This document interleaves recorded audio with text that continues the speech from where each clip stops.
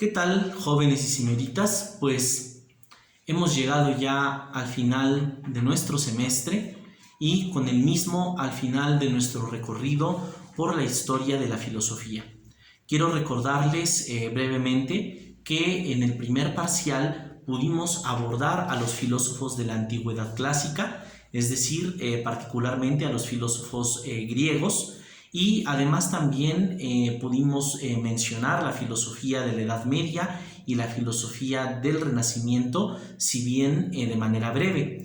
Inclusive también en este primer parcial pudimos abordar a algunos primeros pensadores que pertenecen ya propiamente a la Edad Moderna, como fue el caso de los racionalistas René Descartes y Baruch Spinoza, y también los empiristas John Locke, George Berkeley y David Hume. Así es que hoy vamos a realizar este esta videochuleta que espero yo les sirva de mucho para prepararse para los exámenes que tendremos próximamente, en particular para el examen de este segundo parcial que va a abarcar todos los temas de este video, pero también en la primera mitad del mismo servirá de repaso para aquellas personas que todavía no hayan presentado el tercer interparcial, y la segunda parte también servirá para que todos se preparen para el cuarto interparcial.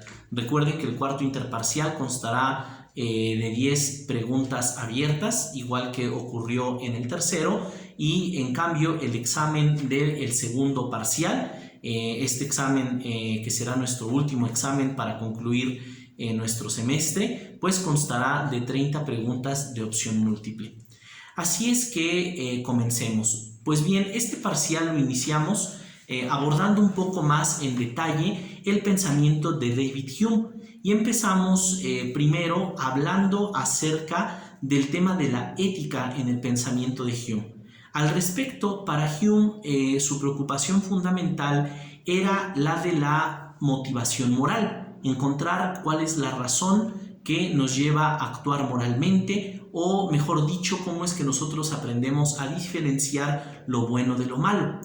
Hume piensa que la razón no es capaz en absoluto de brindarnos una motivación moral, por lo que él va a enseñarnos que la motivación moral, para él como buen empirista, proviene más bien de los sentimientos. Al respecto, todos nuestros sentimientos morales son sensaciones reflexivas o pasiones, como las llama Hume, pero las mismas se originan primero en un par de sensaciones básicas que son el placer y el dolor. A partir de la experiencia del placer y el dolor, nosotros aprendemos a sentir amor y odio. Amor por aquello que nos ha producido placer, odio por lo que nos ha producido dolor, y también de ahí derivamos sentimientos como el orgullo y la humildad, que son el amor por nuestras propias fortalezas, y también la humildad pues es el odio por nuestros propios defectos. Y finalmente esto nos lleva a los sentimientos morales de la virtud y el vicio, siendo la virtud el amor por aquellas acciones que son benéficas para el bien común, y el vicio pues es el odio, la repulsión por aquellas acciones que perjudican al bien común de la sociedad. Sin embargo, también tratándose de Hume, abordamos el tema de la estética, particularmente con el asunto de la norma del gusto.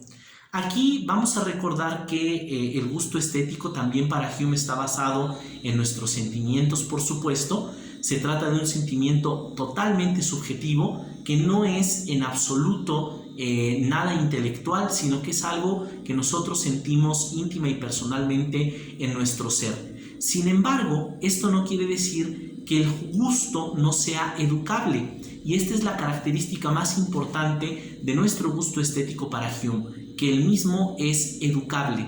Es educable al grado en el que inclusive nosotros podemos convertirnos en expertos o jueces del gusto, y cuando hemos alcanzado a educar nuestro gusto estético en esta medida, pues hemos alcanzado también un rasgo al que Hume llama con el nombre de la delicadeza de la imaginación. Es un rasgo mental el cual denomina él la delicadeza de la imaginación y es propio de los jueces o expertos del gusto estético.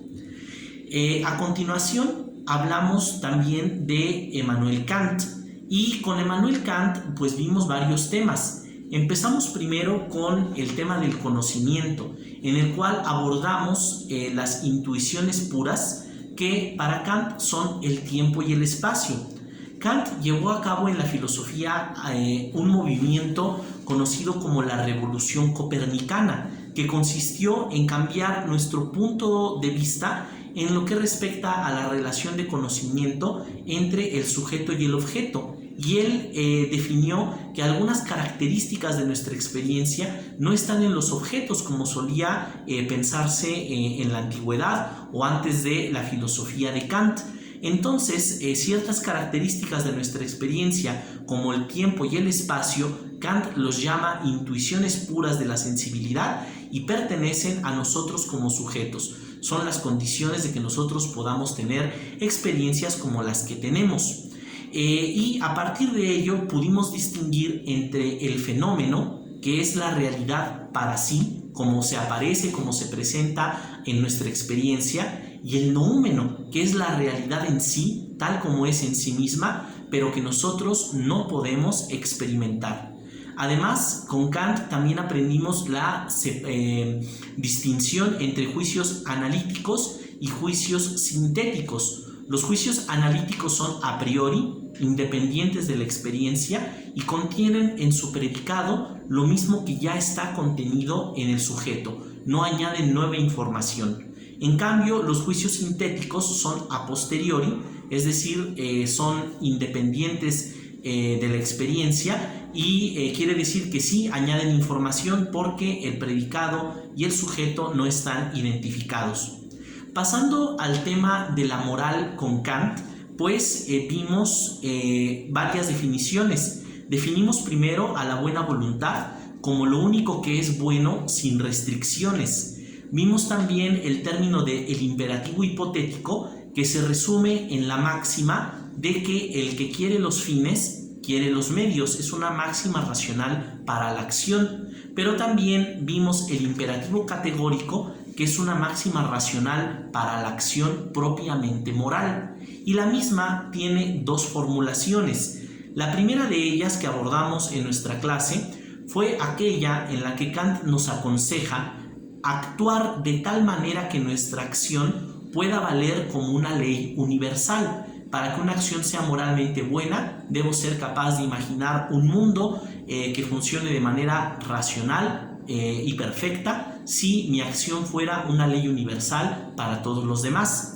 Además, también en la segunda formulación, Kant nos aconseja tratar a los demás siempre como fines y nunca como medios. Cuando nosotros utilizamos a los demás como medios para nuestros fines, estamos incurriendo para Kant en la mismísima definición de la inmoralidad.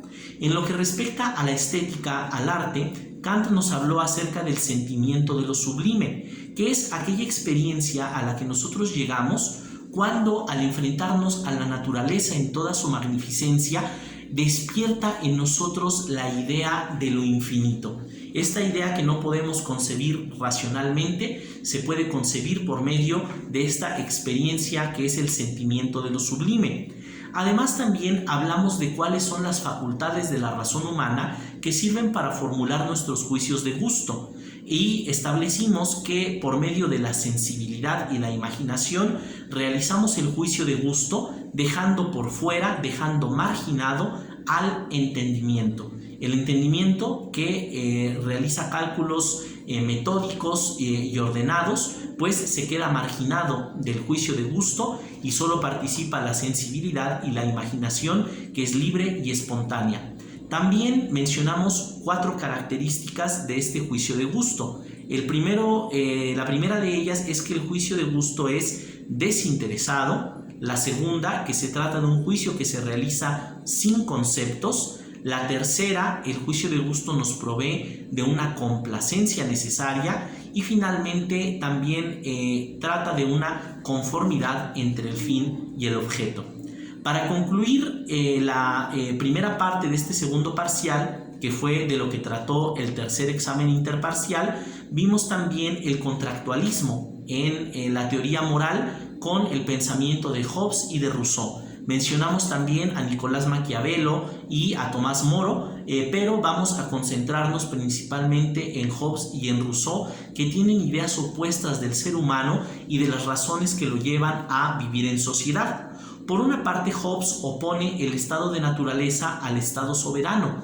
Él piensa que la coexistencia, la convivencia fuera de la ley, fuera de las relaciones del Estado, es una violencia constante de unos contra otros, y por eso renunciamos a nuestra libertad para poder disfrutar de la protección del Estado soberano, de la protección de la ley. La idea que tiene Hobbes del hombre, él la resume citando una frase del poeta latino Plauto, que dice que el hombre es el lobo del hombre. Para Hobbes esto quiere decir que el hombre es egoísta por naturaleza. Por el contrario, Rousseau piensa que nosotros abandonamos el estado de naturaleza por medio del contrato social, es decir, que optamos por la mutua cooperación, por los beneficios que la mutua cooperación nos brinda para vivir en sociedad. Entonces, para él la sociedad se basa, por el contrario, en el altruismo natural del hombre, pues para Rousseau el hombre es altruista por naturaleza, pero es la sociedad la que lo corrompe. Sin embargo, esto significa, claro, que unas buenas leyes, una sociedad mejor, pues puede evitar, digamos, esta corrupción del hombre. Ahora, tratándose de la segunda mitad del parcial, que es lo que va a venir en el cuarto interparcial, comenzamos con Hegel. Hegel fue un filósofo que recuperó la dialéctica de Heráclito, de aquel filósofo presocrático que nos enseñaba que lo único permanente en la realidad es el cambio y la transformación. Lo hizo en una dialéctica idealista, podríamos calificar así al pensamiento de Hegel. Para él, la historia, la realidad, se trata acerca del camino del espíritu absoluto hacia la autoconciencia.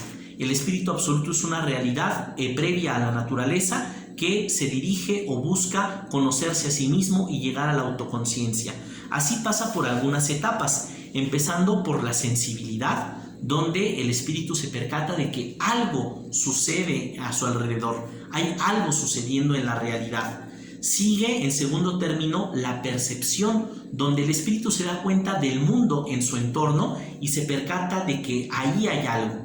Después sigue la conciencia de sí, donde se percata de que es alguien, soy alguien, alguien que vive en este mundo donde algo sucede. Aquí viene una etapa intermedia que es la dialéctica del amo y el esclavo. Al encontrarse con otros semejantes a él, la voluntad del sujeto se opone a la de otros y para poder resolver el conflicto de dominación entre el amo y el esclavo, el único camino es llegar a la última etapa, que es la etapa de la libertad, donde finalmente alcanzamos el reconocimiento de que hay otros como nosotros y podemos mediar reconociendo mutuamente la libertad de unos y de otros. En lo que respecta al terreno de la estética, al terreno del arte, vimos que con Hegel la máxima manifestación del arte fue el arte clásico. El arte de Grecia y Roma para Hegel constituye un logro insuperable de perfección artística. Todo el arte posterior es únicamente una repetición sin chiste de la perfección que ya fue alcanzada por Grecia y Roma en la antigüedad.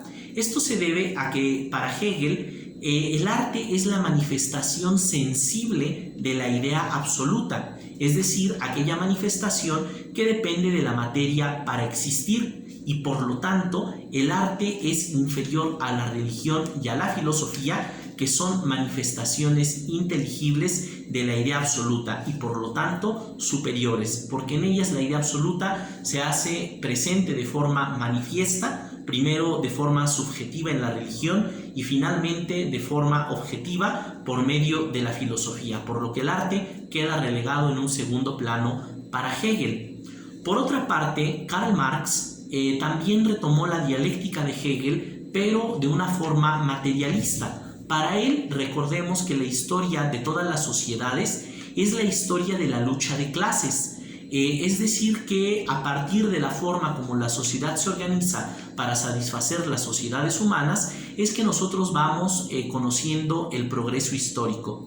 En una primera etapa, en el socialismo primitivo, no existe división de clases sociales entre los seres humanos, pero con el surgimiento de la agricultura y de la propiedad privada, viene una primera etapa que es la del esclavismo, donde la clase dominante es la del amo y la clase oprimida es la del esclavo. Cuando termina este esclavismo con la caída del Imperio Romano, surge el feudalismo, donde la clase dominante es la de los señores y la de los siervos es la clase oprimida. Al concluir la edad feudal, ya con el inicio de la edad moderna, con las grandes revoluciones burguesas, la clase que toma el poder, derrocando a la monarquía, la burguesía se convierte en la clase dominante y el obrero en la clase que es oprimida dentro de la sociedad capitalista, donde la clase burguesa tiene los medios de producción y el obrero solamente posee su propia fuerza de trabajo. Pero Marx piensa que esta etapa debe ser superada por medio de la revolución socialista y que esto nos llevará a una nueva etapa histórica, el socialismo y posteriormente al comunismo, donde de nueva cuenta ya no habrá clases sociales. En lo que respecta al terreno del arte, esto significa que en el socialismo, cuando las oportunidades, por ejemplo, para adquirir la educación y adquirir la cultura sean iguales para todos los integrantes de una sociedad que ya no tiene divisiones de clases, en ese momento el arte será de nueva cuenta para todos, será un bien social para la sociedad por completo. Esto también se basa en la análisis que tiene Marx acerca del trabajo enajenado y que es opuesto a la creación artística. El trabajo enajenado, recordemos, es un trabajo sujeto a la utilidad y a la necesidad. Es un trabajo obligatorio para el obrero, donde su creatividad es oprimida, mientras que la creación artística es libre y espontánea, y ahí la creatividad del ser humano se hace plenamente manifiesta. A partir de esto también abordamos lo que escribió Adolfo Sánchez Vázquez, un marxista español radicado en México, acerca del arte de masas. Recordemos que para él el arte de masas es el arte chatarra que nos brinda la sociedad capitalista en lugar del arte nutritivo que existía en el pasado, el arte nutritivo para el espíritu. Este arte de masas puede llegar a las amplias mayorías de la sociedad, esto es muy importante, por medio de la tecnología.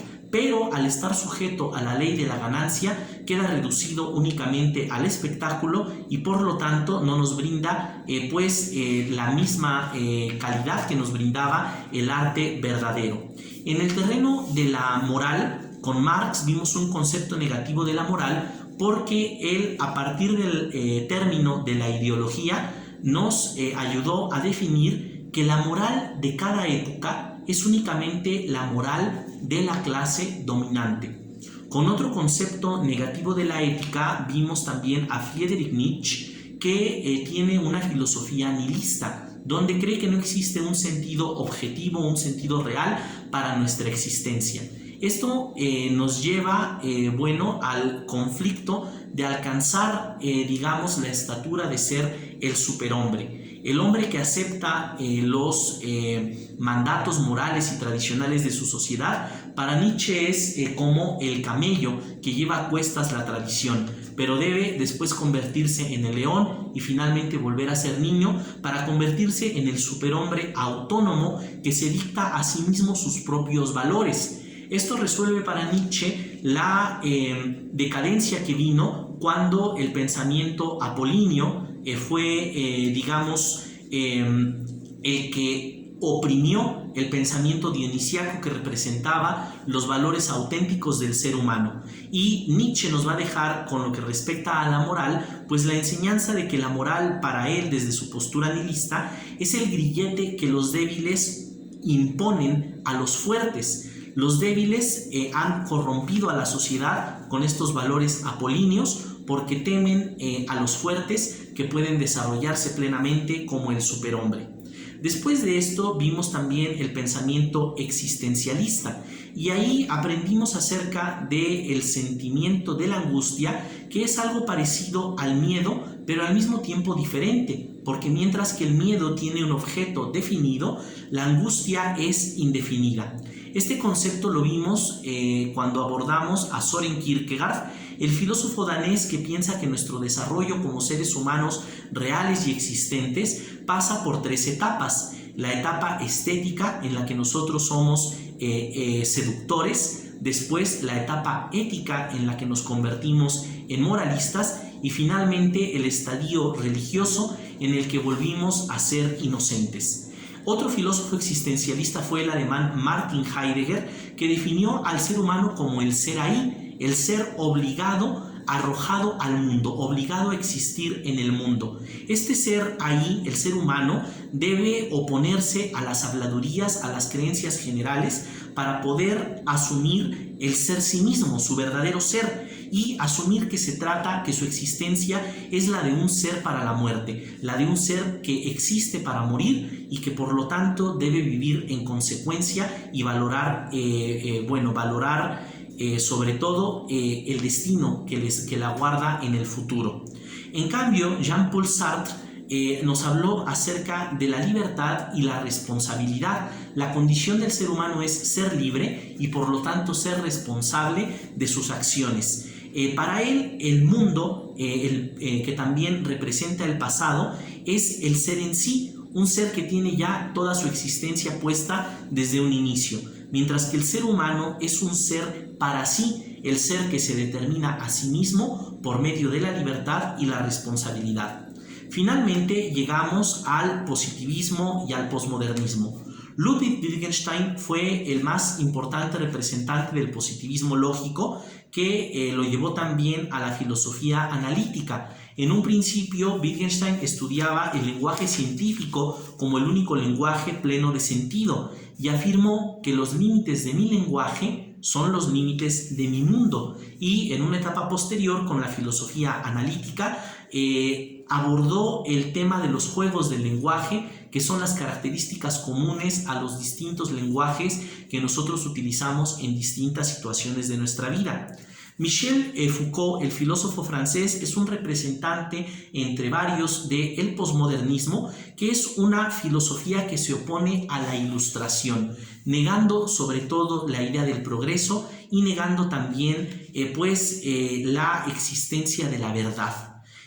Al respecto de las relaciones sociales y políticas, Foucault estableció que las mismas se basan en el discurso por medio del cual se establecen las relaciones de poder. Pues bien, ha sido un recorrido largo, quizás algo difícil y complicado en momentos, y yo les agradezco toda la ayuda que ustedes me han brindado con su cooperación, con su atención, con todo su esfuerzo. Y sobre todo deploro no haber podido compartir este semestre en las aulas. Esto me habría gustado tanto más para poder conocernos mejor y para poder compartir de una forma más íntima pues una serie de cuestiones importantes que yo aspiro a poder transmitirles. Por eso vamos a concluir este video con un poema del poeta Enrique González Martínez, con el cual pues trataré de resumir algo que yo aspiro a transmitirles, algo quizás un poco difícil de definir con otro lenguaje que no sea el de la poesía. Cuando sepas hallar una sonrisa en la gota sutil que se resuma de las porosas piedras, en la bruma, en el sol, en el ave y en la brisa, cuando nada a tu vista quede inerte, ni informe, ni incoloro, ni lejano, y penetres la sombra y el arcano del silencio, las sombras y la muerte.